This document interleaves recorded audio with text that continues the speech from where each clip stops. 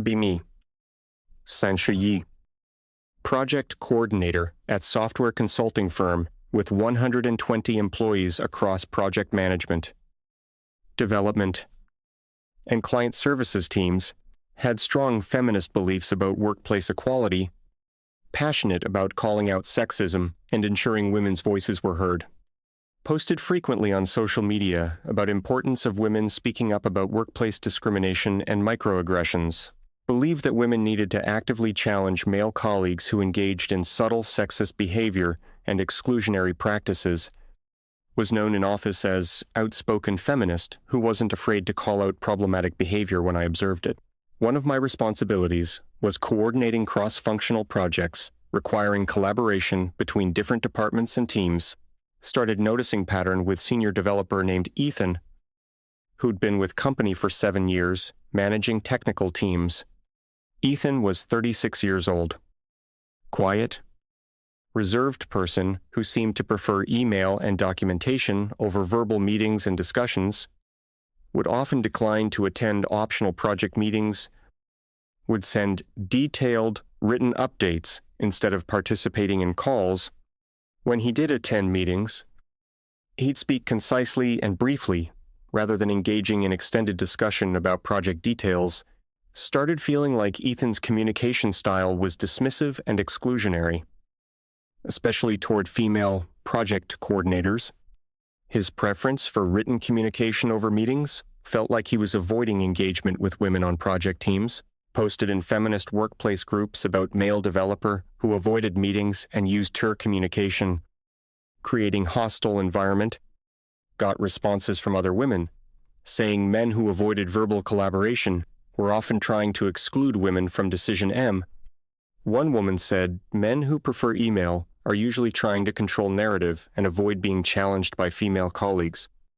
Another said tour's communication from male colleagues is microaggression, establishing dominance and making women feel unwelcome. These responses confirmed my suspicion that Ethan's communication style was problematic. Even if not overtly hostile or inappropriate, started documenting instances where Ethan declined meetings, sent brief emails, or provided written updates instead of attending calls.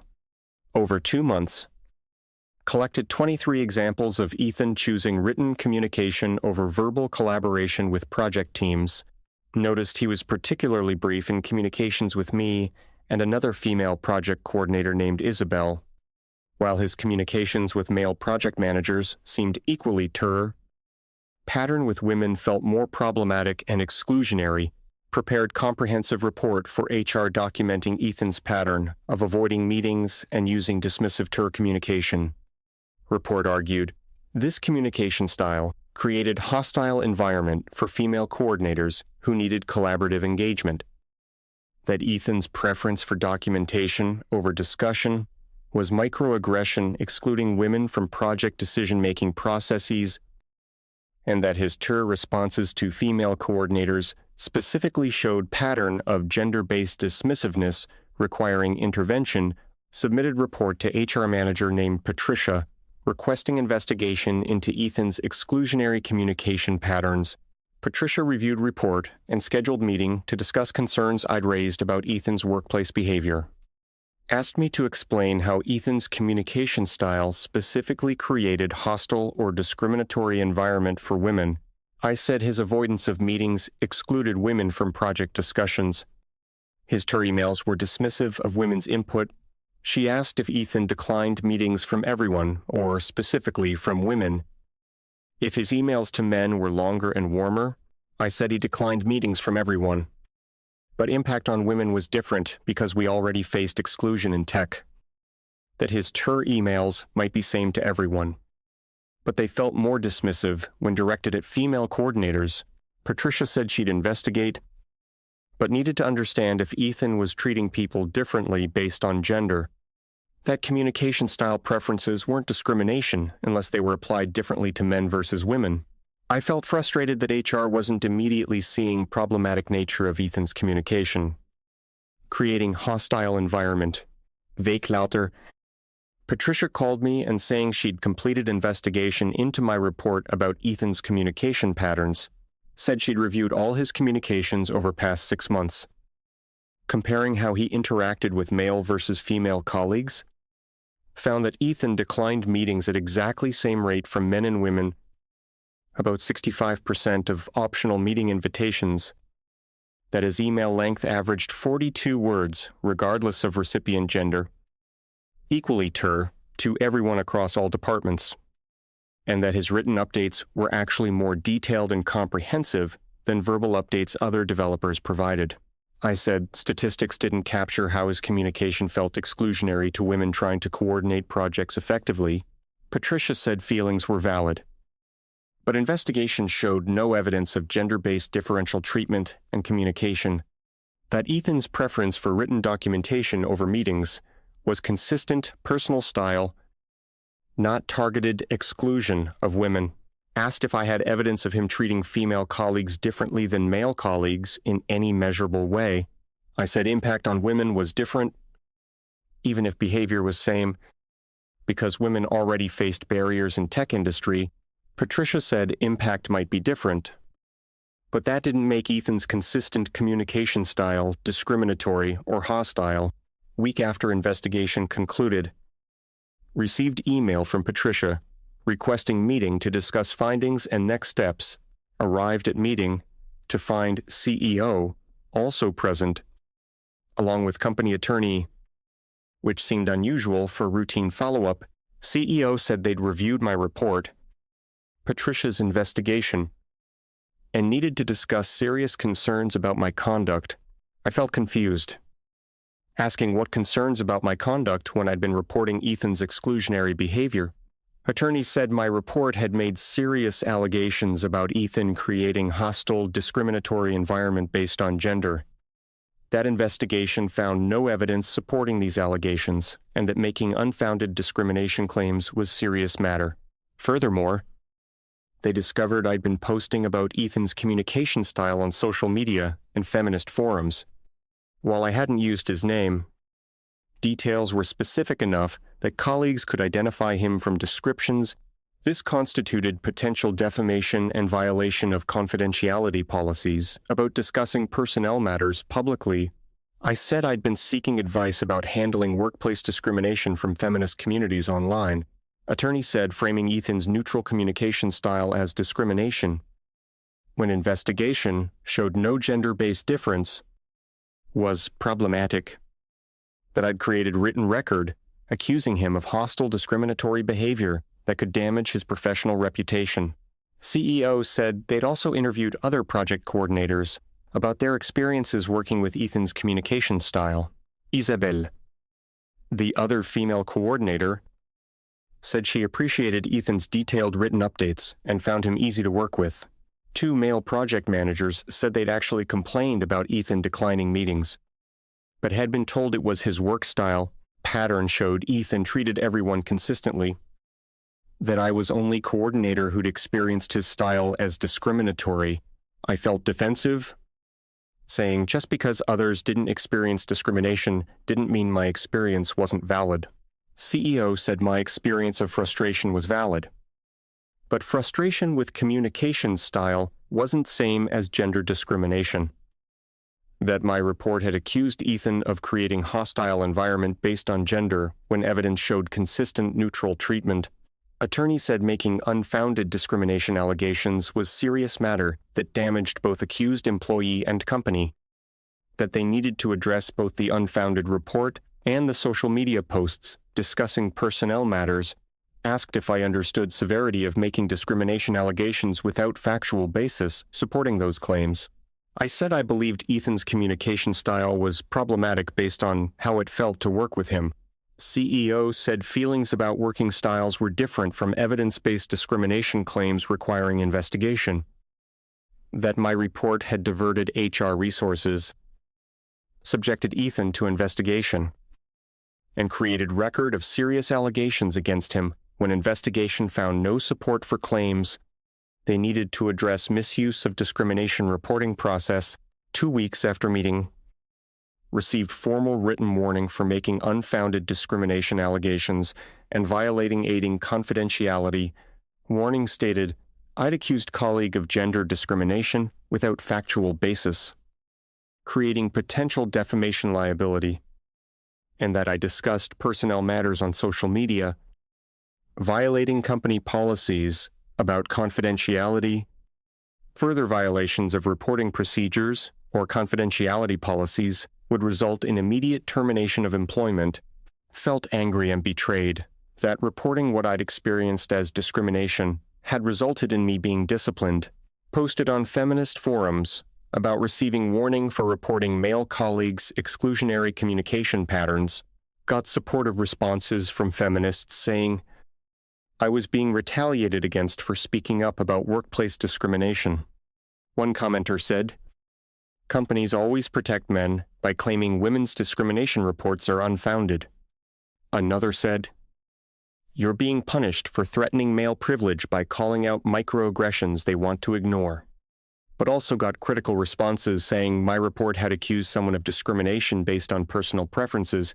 One commenter said, not liking someone's communication style doesn't make it discrimination. Investigation found no gender bias. Another said posting about colleague online was unprofessional, regardless of whether discrimination claim had merit. Month after warning, started noticing I was being excluded from certain project meetings and email threads. When I asked why, was told those projects didn't require coordinator involvement at current stage of development. Felt like I was being retaliated against for reporting Ethan. Even though investigation hadn't supported my claims, prepared second report for HR documenting exclusion from meetings and suggesting it was retaliation for initial report. Patricia reviewed second report and said projects I'd been excluded from genuinely didn't require a coordinator at that stage.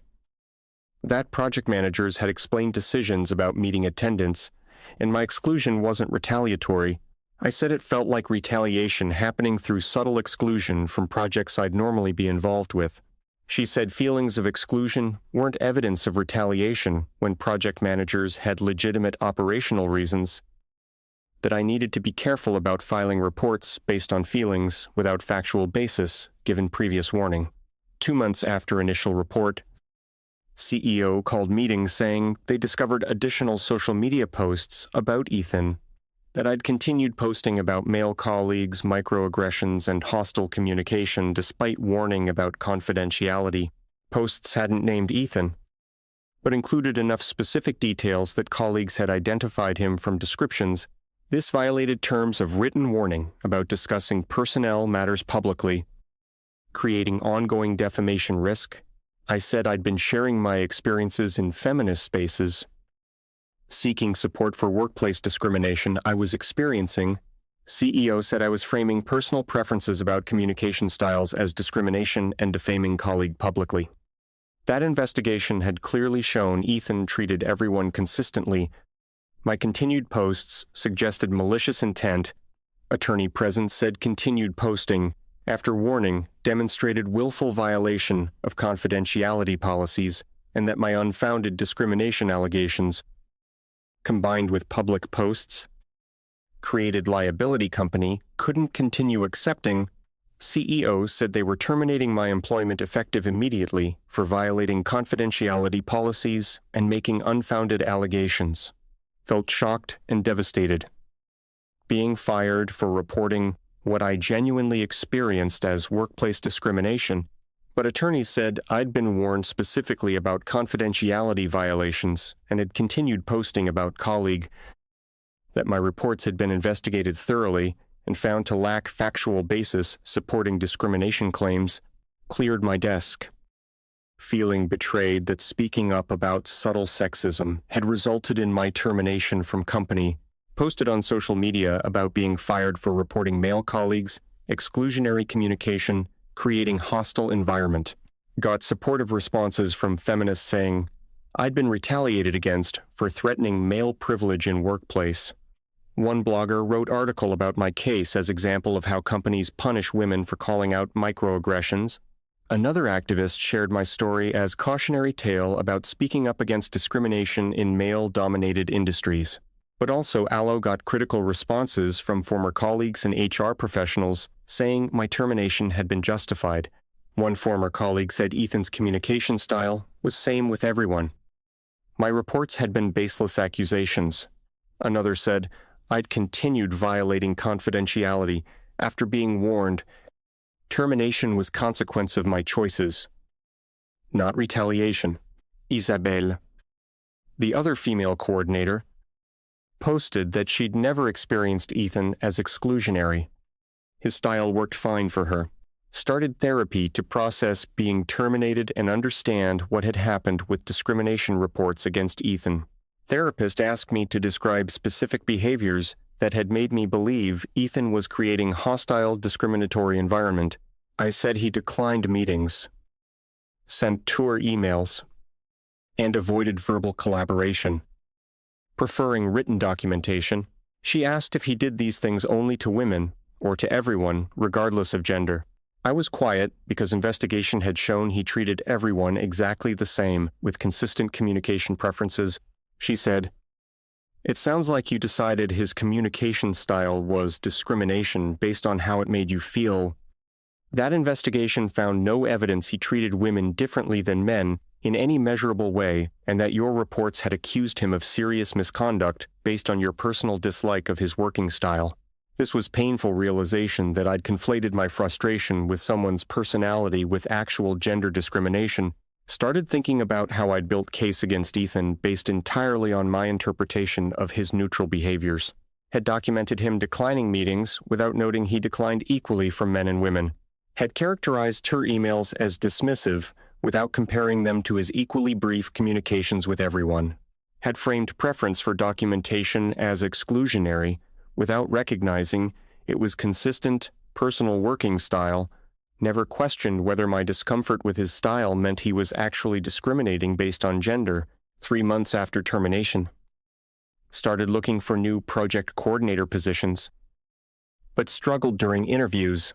When asked why I'd left previous position, had to explain I'd been terminated for confidentiality violations. Most interviewers seemed concerned about my judgment in making discrimination reports that investigation hadn't supported. One recruiter told me honestly that my social media posts about the situation made me seem difficult and litigious.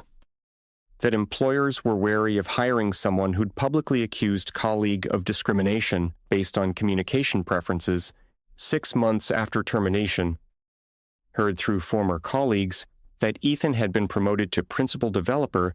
That company had recognized his detailed documentation and efficient communication as valuable assets worth promoting. Isabel had specifically cited his thorough written updates and recommendation for promotion to leadership position. Started feeling sick, realizing my unfounded discrimination reports had actually highlighted Ethan's strength to leadership. That investigation proving he treated everyone consistently had demonstrated his professionalism and fairness. Year after termination. Published article about experience titled, "I reported male colleague for discrimination and got myself fired." Detailed how I'd reported Ethan's communication style as gender discrimination despite investigation showing neutral treatment. Explained that my frustration with his working style had led me to characterize normal preferences as hostile microaggressions, and that continued posting about colleague after warning had violated confidentiality, resulting in justified termination. Article got intense response from HR community and feminists, with very divided reactions to my experience. Many HR professionals said article was important lesson about difference between disliking someone and experiencing discrimination. One HR director commented, "Essential cautionary tale about making discrimination allegations without factual basis, supporting claims." Another commented, "Your termination was appropriate consequence for unfounded allegations and confidentiality violations after warning." But some feminists criticized articles, saying, "I was undermining women's ability to report subtle discrimination and microaggressions." One blogger wrote, "Author capitulated to company narrative instead of standing firm that her experience was valid." Another wrote, "Article gives employers ammunition to dismiss women's legitimate complaints about hostile work environments." 2 years after termination, reflected on how my reports about Ethan had backfired, resulting in his promotion and my firing. Realized biggest mistake had been assuming my discomfort with someone's style meant they were discriminating based on gender.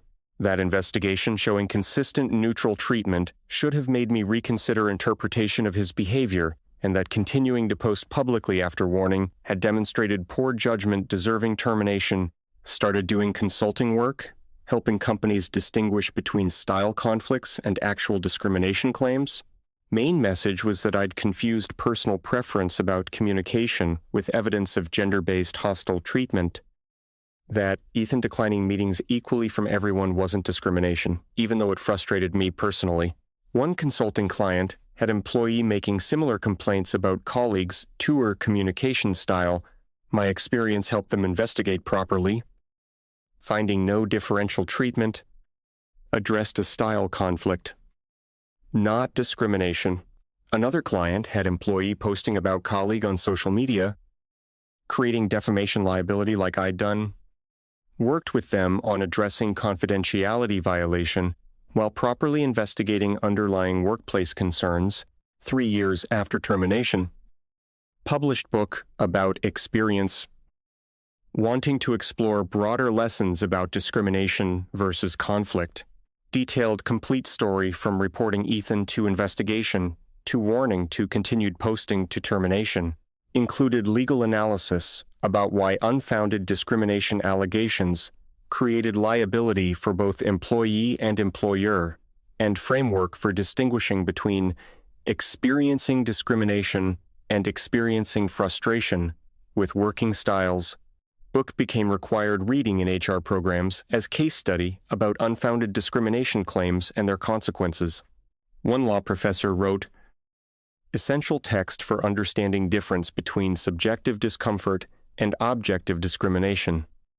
Another wrote, "Author's painful honesty about confusing style preferences with discrimination helps future professionals avoid same mistakes." Started speaking at HR conferences about experience making unfounded discrimination report that led to my termination.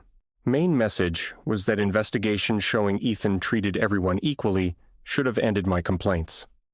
That continuing to characterize neutral, consistent behavior as discrimination had crossed into making false allegations. One conference attendee said employee at her company was making similar complaints. Presentation helped her investigate properly. Another said he'd been about to file discrimination complaint about colleagues' communication. My story helped him reconsider. 4 years after termination.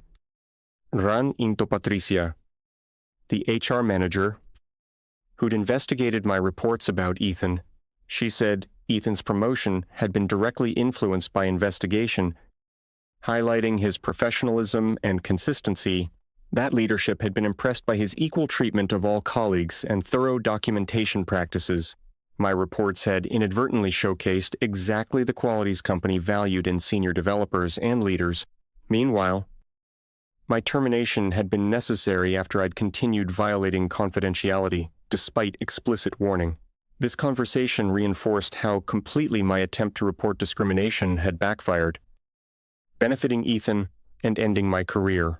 5 years after termination, published follow-up research on unfounded workplace discrimination claims and their impacts, studied 200 cases where discrimination investigations found no evidence supporting allegations that had been made, found that 45% of unfounded claims have been based on misinterpreting personal conflicts or style differences as discrimination.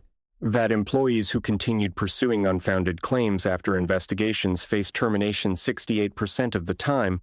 Research showed importance of accepting investigation results rather than insisting subjective interpretations were discrimination. Started training HR professionals on properly investigating claims while helping employees understand what constitutes discrimination.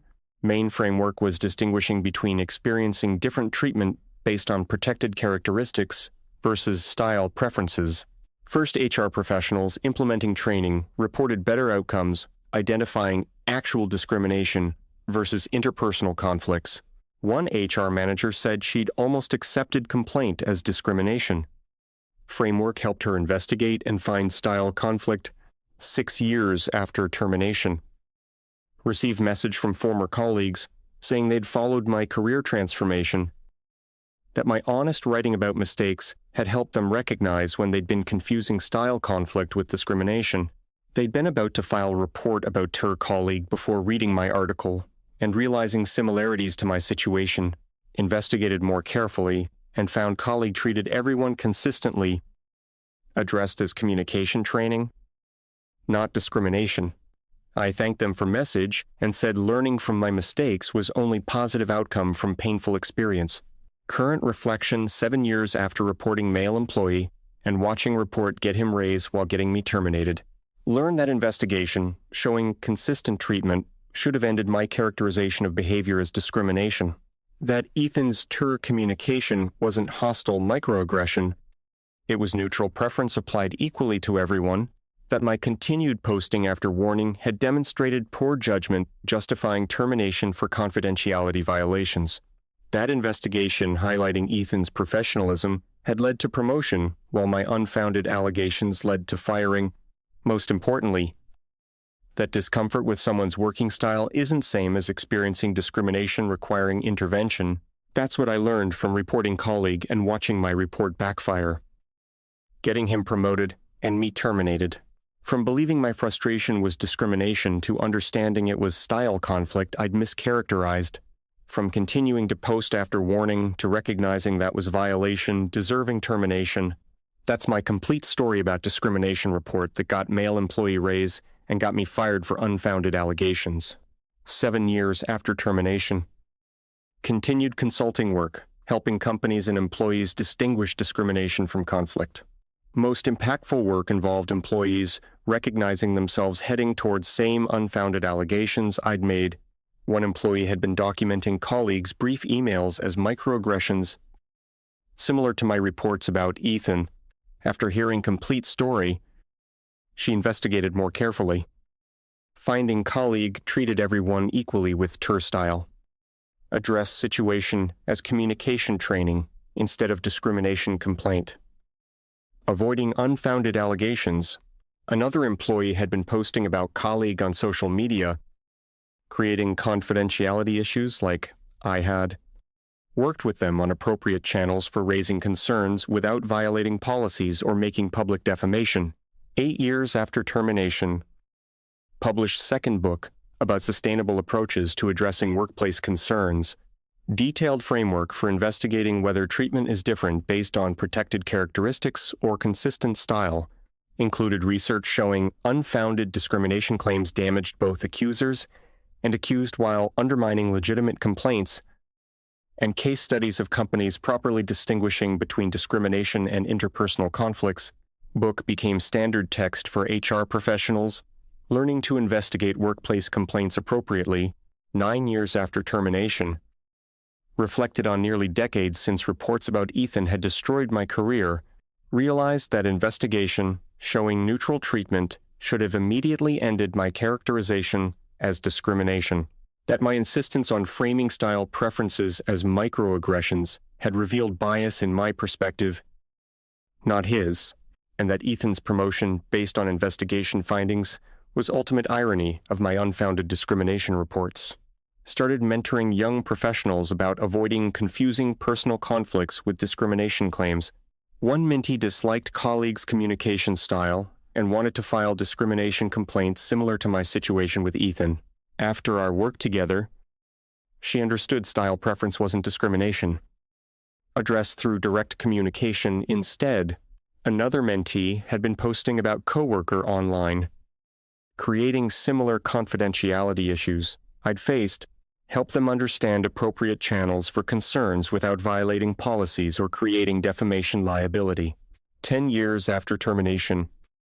Reflected on complete decade since discrimination reports had backfired spectacularly. Realized that single decision to characterize Ethan's neutral style as discrimination had cascaded into career destruction.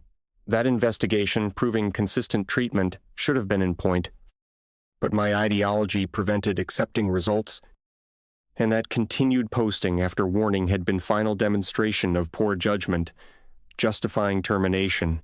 Current reflection, 11 years after reporting male employee and watching report lead to his promotion and my firing.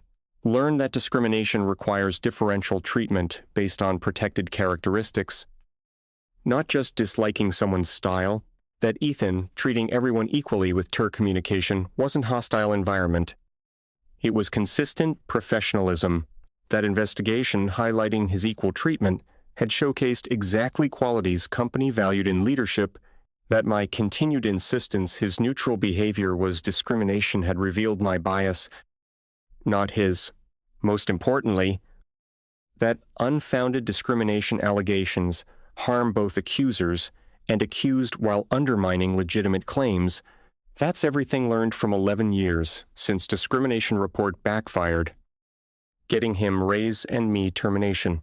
From believing frustration was discrimination to understanding it was style conflict I mischaracterized. From continuing allegations after investigation to recognizing that demonstrated poor judgment deserving consequences. That's my final lesson about discrimination report that ironically highlighted his professionalism while ending my career.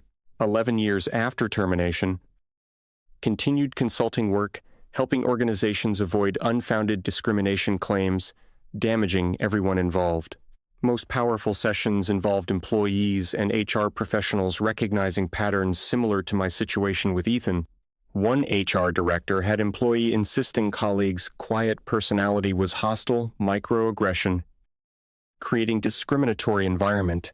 After hearing complete story about how investigation proved Ethan's consistency, she investigated properly, finding no differential treatment, helped employee understand introversion wasn't discrimination, provided communication training instead of pursuing unfounded complaint. Another company had employee posting about colleagues' work style on social media, creating confidentiality violations like mine, worked with leadership on addressing policy violation while properly investigating underlying workplace dynamics, found colleague treated everyone equally, resolved through mediation rather than discrimination process that would have been unfounded. 12 years after termination, published comprehensive guide for distinguishing legitimate discrimination from interpersonal conflicts, detailed framework requiring evidence of differential treatment based on protected characteristics, not just subjective discomfort, included legal analysis showing why unfounded claims created liability while undermining credibility of legitimate discrimination complaints, and case studies comparing situations involving actual discrimination versus style conflicts mischaracterized as discrimination. Guide became essential resource for HR professionals and employees navigating complex workplace dynamics. Current reflection: 13 years after discrimination report got male employee promoted while getting me terminated. Learned that decade plus of work helping others avoid my mistakes was only redemption possible after destroying career through unfounded allegations. That Ethan's promotion based on investigation, proving his professionalism, remained ultimate irony of my discrimination reports. That accepting investigation results showing no discrimination would have saved my career and prevented years of consequences. Most importantly, that unfounded discrimination allegations harm everyone, including accusers who lose credibility and careers. That's everything learned from 13 years since report backfired spectacularly. Getting him raise and me fired. From confusion about discrimination to clarity, helping others distinguish legitimate claims from style conflicts. From terminated for unfounded allegations to consultant preventing others from making same career-destroying mistakes. That's my complete final reflection on discrimination report that proved his professionalism while ending my employment